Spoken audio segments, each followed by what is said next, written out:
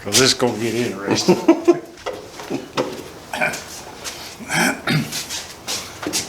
Hello and welcome to my shop. My name is Tracy Maxfield and this is Hammer Down Woodworking. I've got with me today Scott Jordan from Jordan's DIY Projects. Check out his channel. We'll leave a link in the description to it also.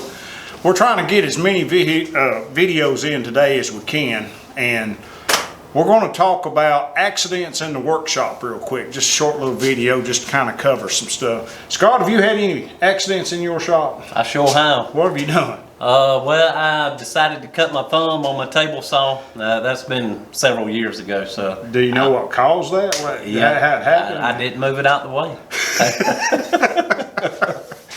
But I just wasn't paying attention. I guess is the biggest thing, and probably the best thing that worked in my favor is I barely had the blade above the material when I was running through it. So. It didn't cut it as deep as it could have. You know, a lot of times I see people running material through there with the blade sticking up a couple inches above the material. So, luckily, I was barely cutting through it. Well, I shouldn't laugh, you know, because it's one thing. It's not funny, but basically the same thing happened to me. And we'll go over here to the table saw right quick, and I'll show you what I did to a finger of mine. You can see how crooked that is. Okay, in my old shop over at the other house in the two-car garage, it was on this table saw where I almost lost my trigger finger. And it was while making, probably should have cleaned this up before we got it out, but it was while making this crosscut sled.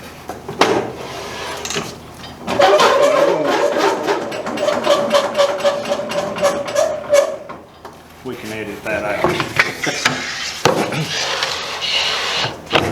But when I first started making this crosscut sled, I had this piece and the front fence and the rear fence on it, but I did not have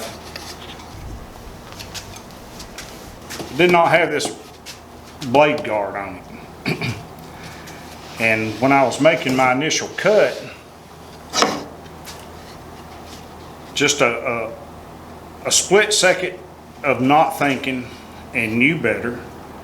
This was not on it, and I was trying to make the initial cut through this, and the blade was up around middle ways or so, a little over middle ways through it, through the depth of the board.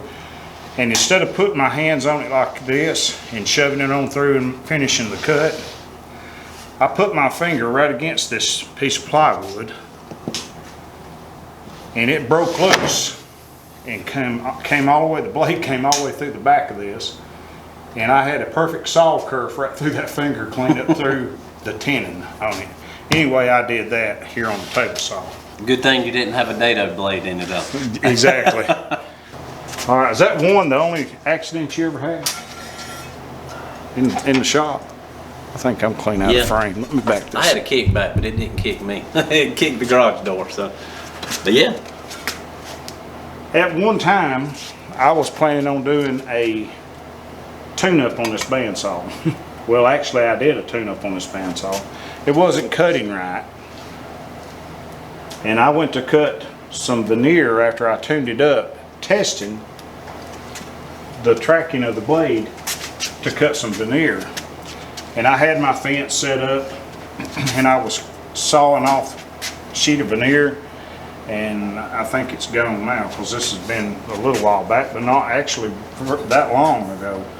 But it's a piece of pine, and when I got so close through, the blade just shot out the side of that veneer. It's about, I don't know, maybe a 1/16 of an inch thick or just a little thicker, but the blade shot out through the side of it, and as I went across it, it saw the tip of that thumb, a big spot at it. Of course, you can see what it lacks being healed up. The blade just turned right out the side of that veneer. I don't know if it was a knot or what that caused it to break through. It was cutting, tracking fine, but just all of a sudden, it just popped out of it. Of course, that allowed me to go forward with it, and it just chopped the end of that thumb off. So Is that yours?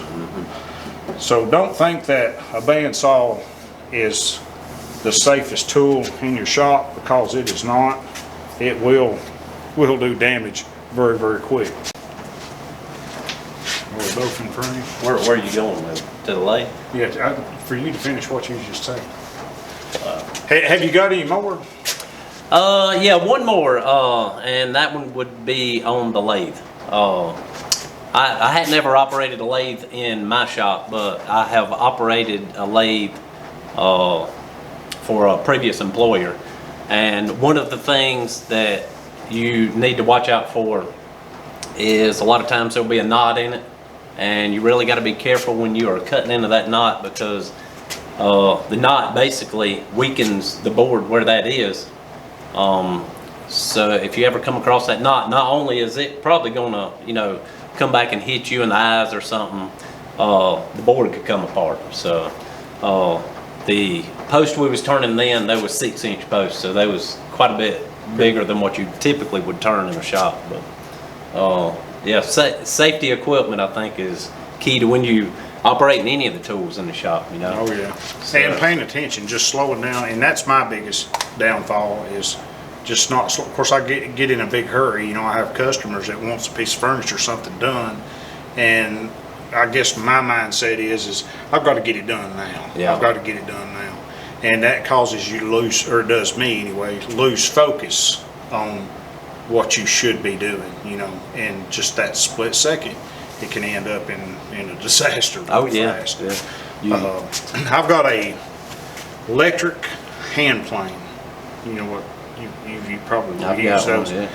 I've got one of those, and I was making a set of cabinets. This has been probably, I don't know, 3 or 4 years ago, and I had the pieces to it laying on my workbench, and I was also smoking some meat on the smoker outside. So I'd go outside every little bit, and I'd check my meat and stuff, and I'd come back in, and I was planing a thick portion out of the board of those pieces to make the facers for that cabinet. And just that second of not thinking, I picked that up, and my ring finger on my left hand stuck up too high on the back side of that board. And I went up, and I don't know why I didn't, just do it like I'd been doing it, with it fastened down to the bench.